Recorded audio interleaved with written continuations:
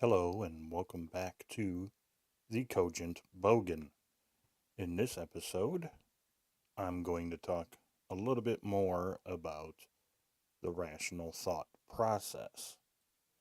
For many years now, many people have been taught or coaxed into believing that thinking more with their ego, emotion, and feelings is more important than using their rational thought process.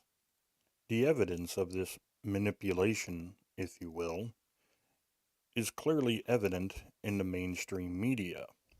All you have to do is look at the titles of articles or listen closely to the opening statements by any reporter on the news channels, and you will clearly see how they use words to manipulate your feelings.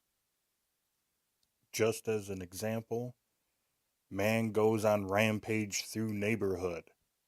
And then when you read or listen to the story, it's quite innocuous.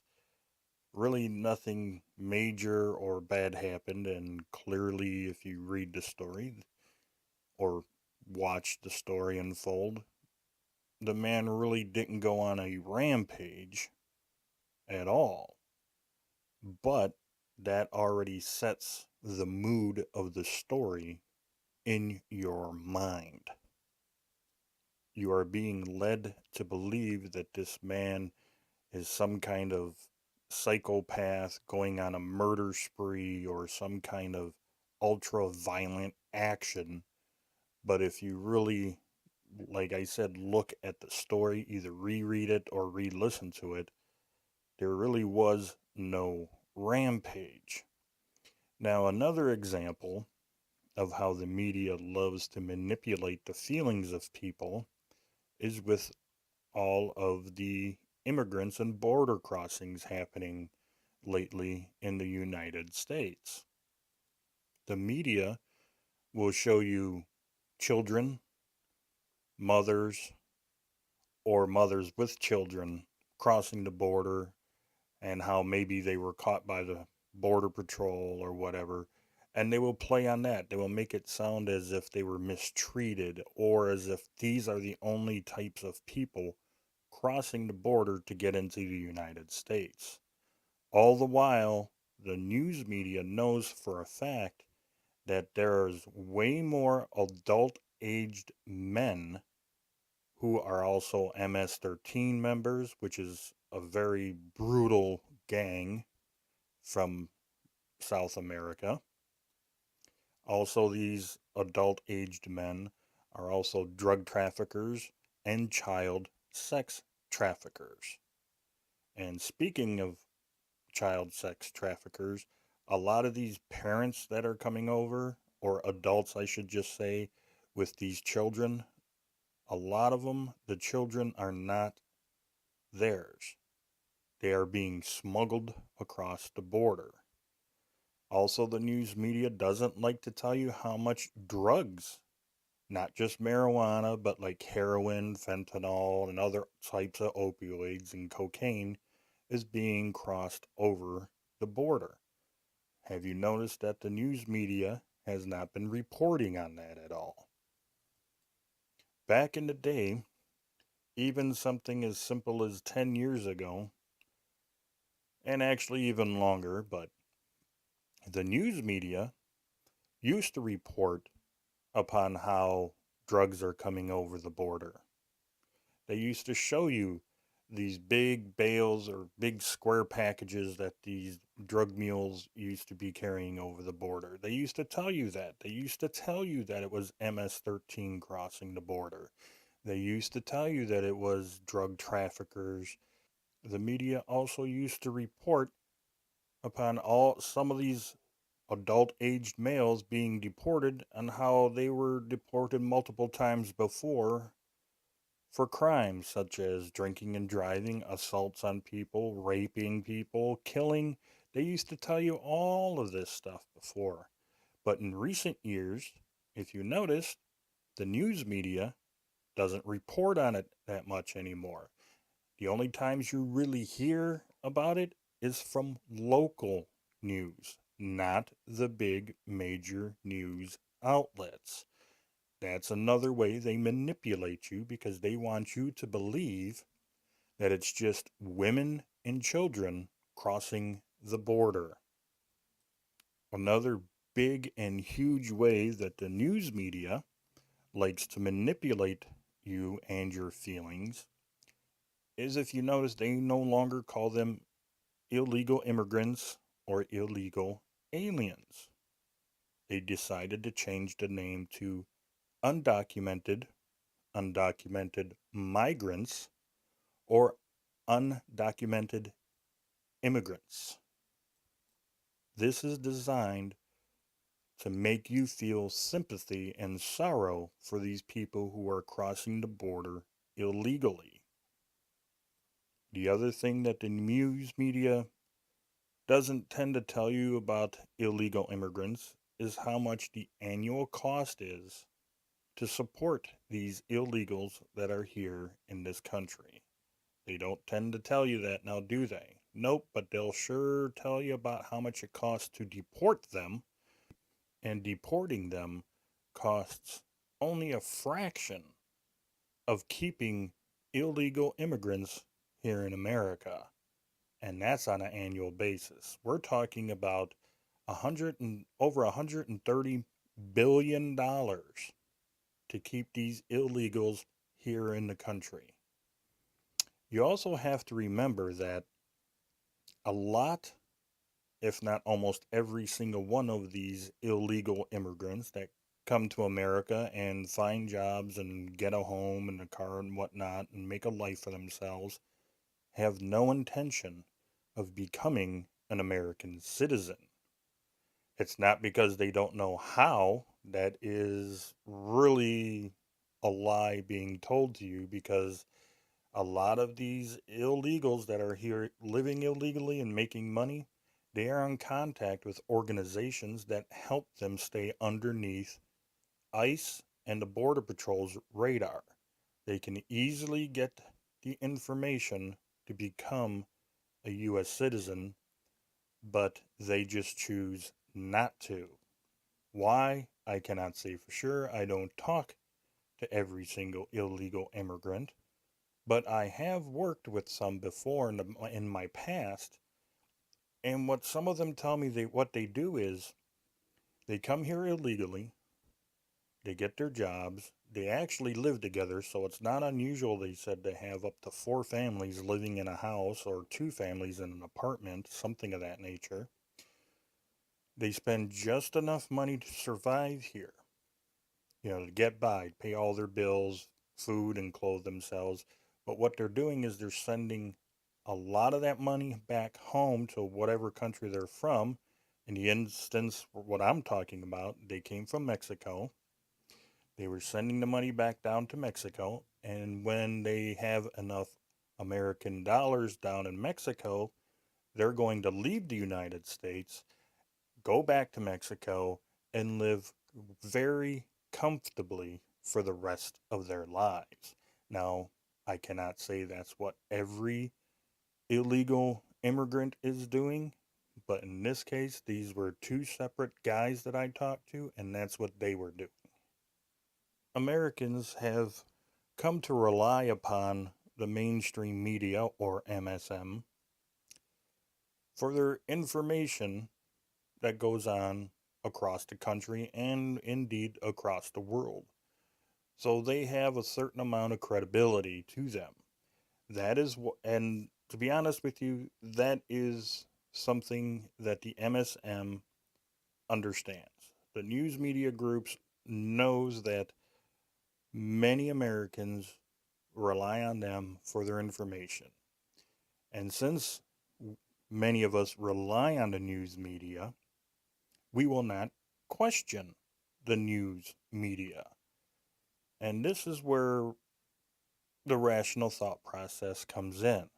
Since they understand that we rely on them to be truthful and give us all the information, they know they can manipulate that information to manipulate us, to do say, and act pretty much however they want. Now, before the big corporations owned all the mainstream media outlets, they were kind of independently owned. Yes, they were still kind of owned by wealthy people, but nothing like they are today. But back in the day, when the news media said, our sources say, you kind of had to believe them, and you did believe them because most of the time back in the day, they revealed who those sources were. Not to mention, they just didn't tell you one side of the story. The media used to tell you both sides or all three sides of the story, how many ever sides there were, you were able to get every bit of information possible from the news media. Also, the news media used to provide actual proof. And I mean actual verifiable proof. So let's just say if one of the reporters came on and said, we have a memo from, I don't know, the White House that says this. Well, not only would they show you a picture of the memo, if you wanted to, you can go and request information. Hey, is this, I saw this on the news. So you're writing, say, to the White House, or you're calling the White House and saying, we saw this document on the news and it said it's from the White House and this is what it said. Well, the White House would say, yeah, that is true. That is from us. So the news media used to give you actual proof. They used to show it to you. Nowadays, if you really go back and you pay attention, a lot of the information that they're claiming they get is from undisclosed sources, or just our sources tell us. They really do not tell you who the sources are, where the sources are, meaning, like, is it from the White House? Is it from a police department? Is it from your local congressman? They don't tell you. They just say, our sources tell us this. Well, it's unverifiable if your sources are actually even telling you the truth. Who are your sources? Do you actually have a source? And this is where the rational thought process comes in for us, the human beings, the Americans. We used to question it, such as, really, who is your source? Is your source credible? Is your source just a janitor in this place that overheard someone talking about a rumor somewhere or something they heard? Or does your source actually have verifiable physical proof to show you? Not to mention, is your source actually real? What I mean by that is, did the journalist, whoever wrote the story, just come up with it? Did this person just say, oh, I overheard something, so I'm going to say my sources tell me? See, there's no verifiable proof that the news media is actually giving you. There's no physical proof, like I said, like photos, video, or a paper trail, or phone recordings. There's none of that anymore. And we'll get on to that in a little bit. Not to mention, they don't even mention who the sources are, where the sources are. What do I mean by where the sources are?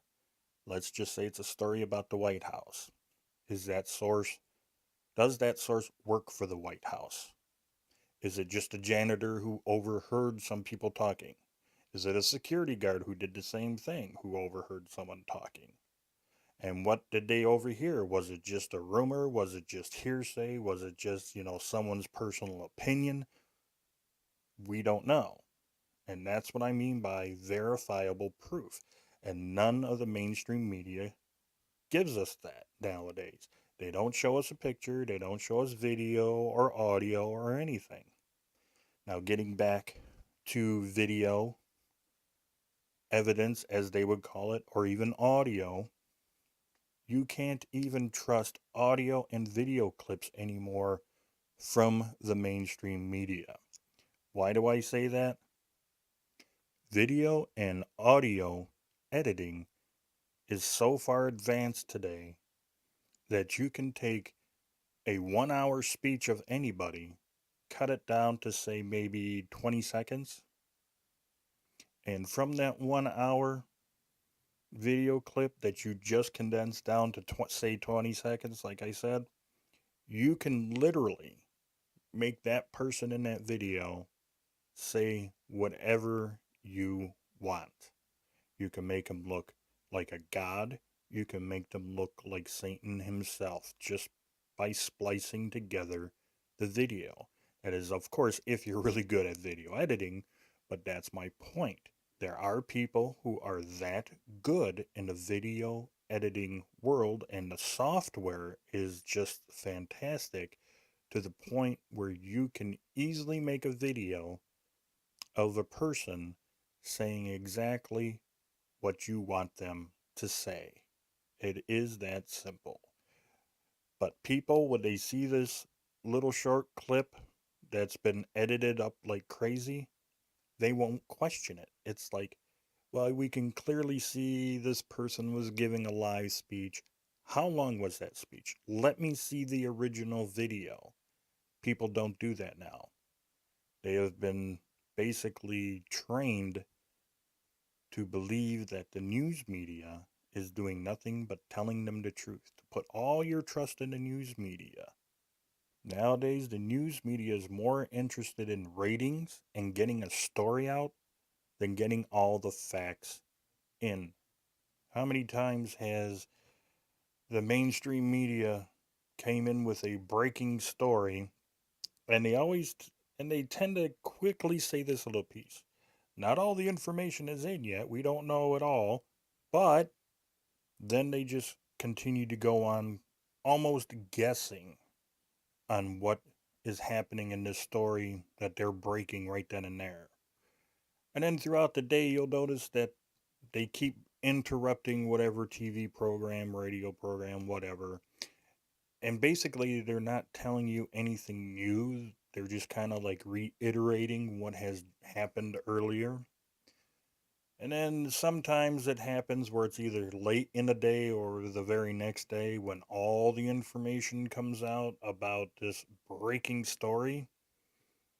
And it's really a nothing burger type story, or they even got it all wrong.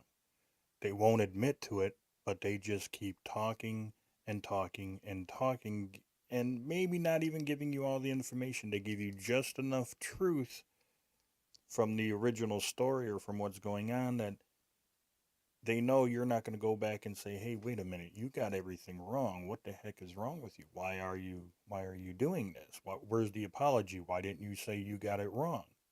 Nope, they're just going to keep going on talking and hoping that you won't catch that. They're hoping you won't question them.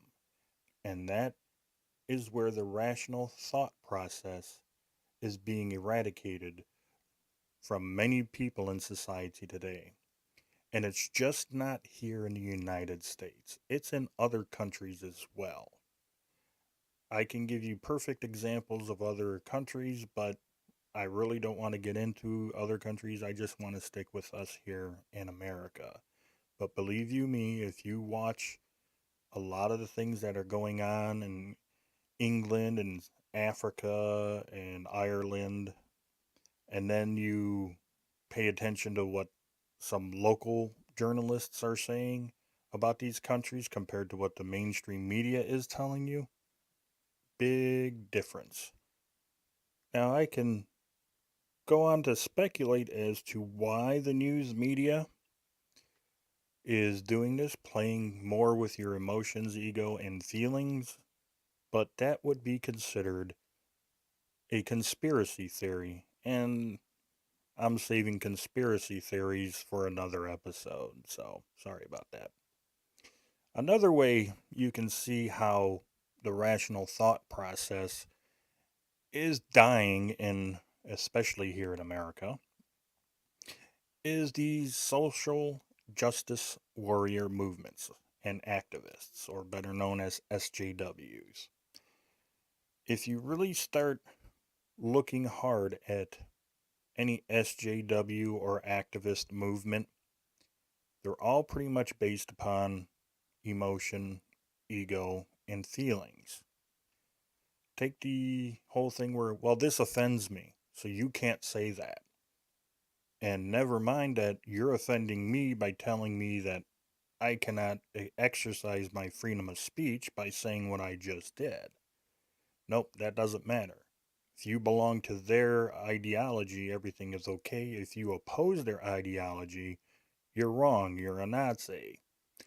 And now that I just said that, if you ever try to debate an SJW or an activist and you start presenting them facts and statistics, and then you go at them and ask from them, where are your facts? Where are your statistics? Where is your actual verifiable proof that you are right and I am wrong? If you ever notice, that is when they become hostile. They will start yelling, screaming, calling you names, calling you things like Nazi, fascist, making accusations like you're a homophobe, you're a xenophobe. That right there is the proof that they're going off of emotions, ego, and feelings. It's also, once again, if you notice, even if they calm down, they never give you verifiable proof. Sure, sometimes they'll point to an article or a certain news story. Once again, though, if you read the article or watch the news story, there's actually no verifiable evidence or proof or facts in there. One more time, let me define what verifiable proof, evidence, or facts means. Verifiable proof, evidence, or facts is, here is a document from the police department, from the White House, from the local government that claims this, or a scientific study. Okay, that's verifiable. In the article or news story, they say, our sources say, once again, it falls back to, who is your source? Is it a congressman? Is it the chief of police? Is it the president himself? Is it the head scientist at CERN?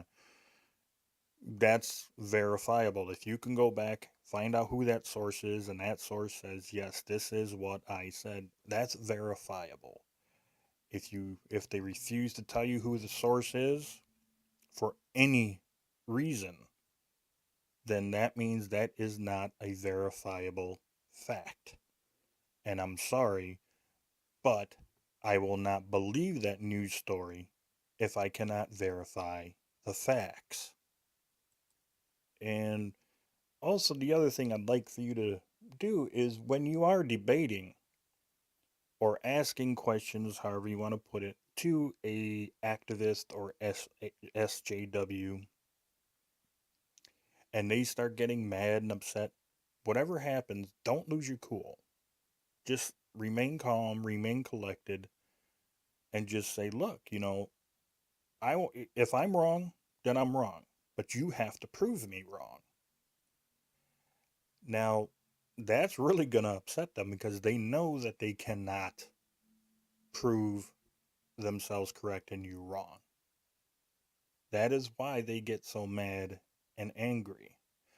But if you start yelling at them, calling them names, and basically resorting to their own tactics, they're going to use that against you.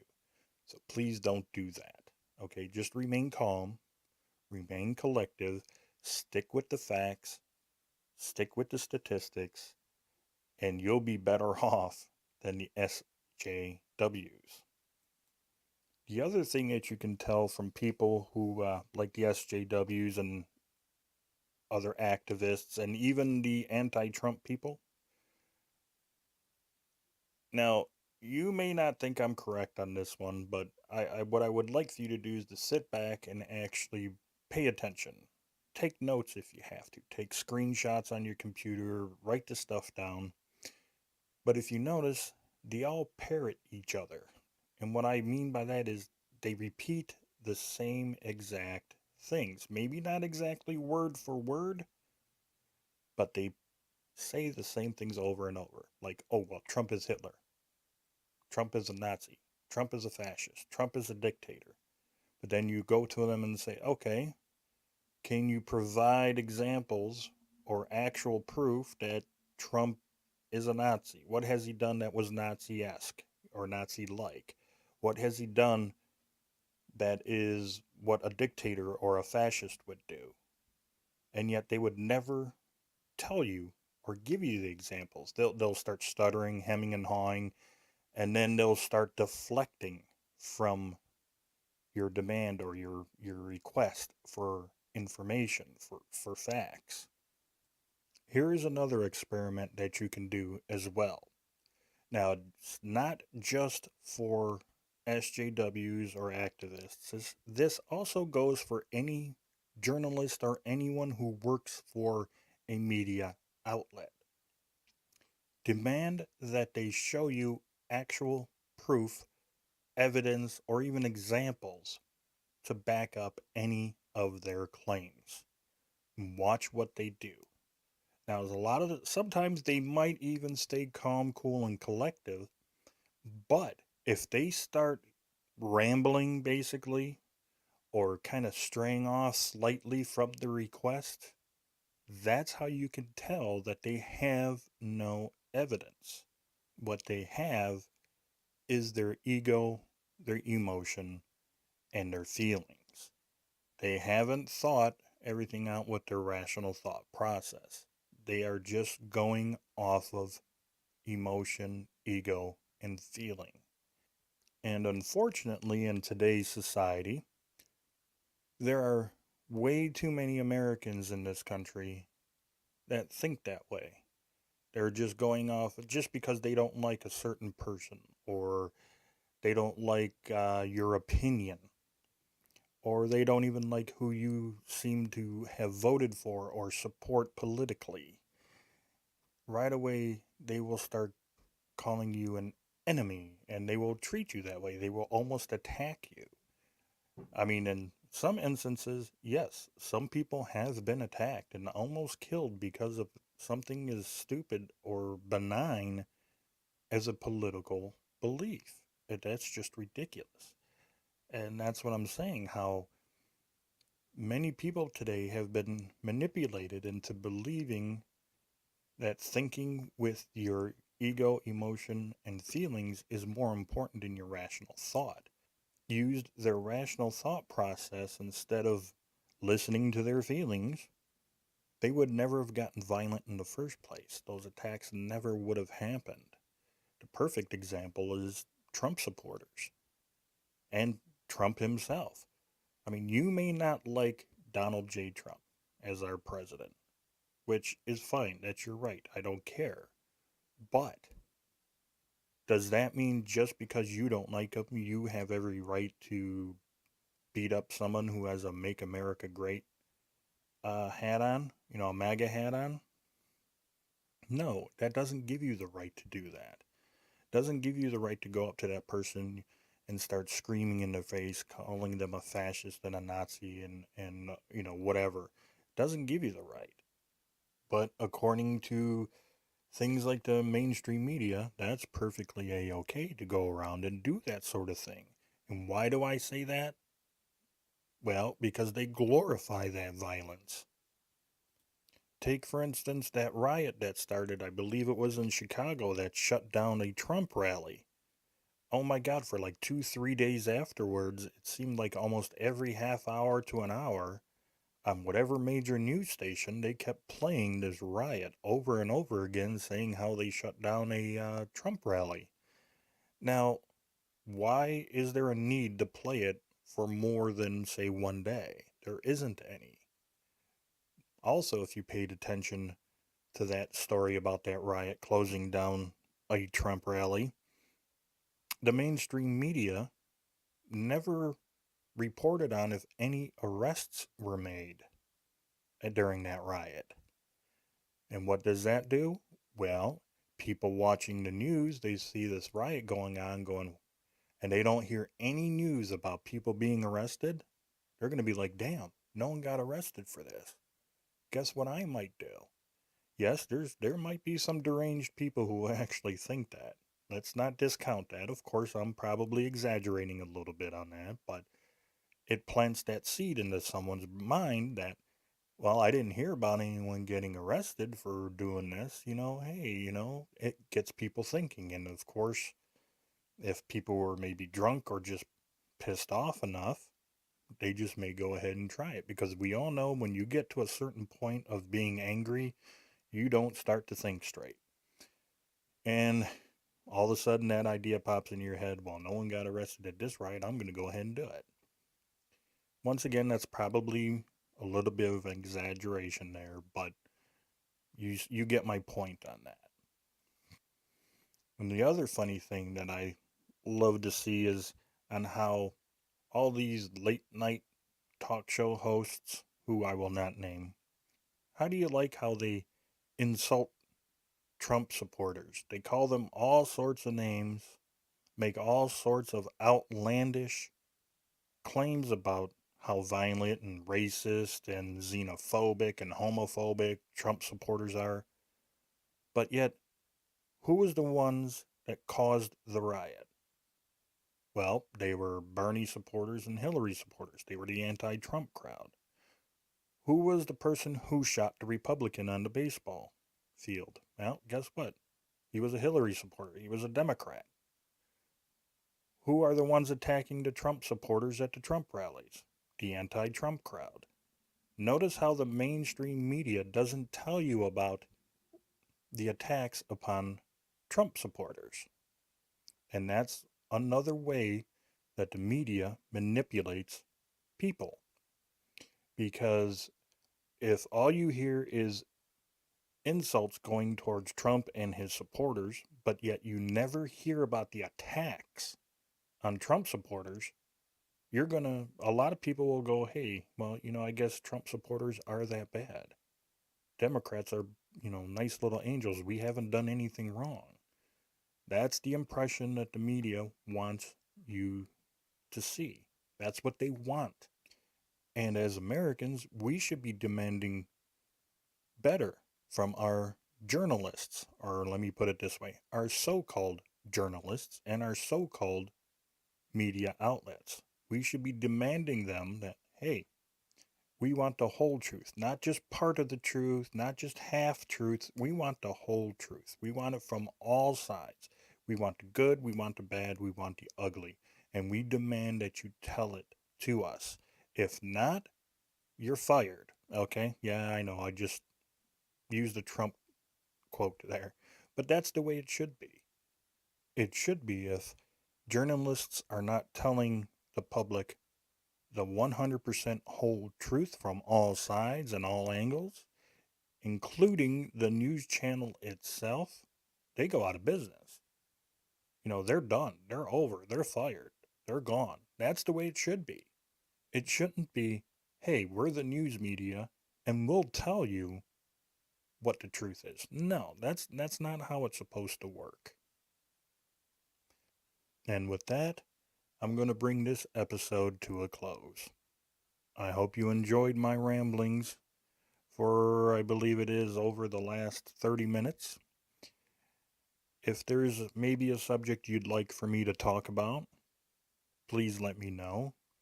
And I do plan on talking about plenty of different subjects, not just this. Some of it may be political, scientific, getting into conspiracy theories, a whole bunch of weird stuff. But I'm going to be doing it with rational thought. So until the next episode, please take care of yourself and good day.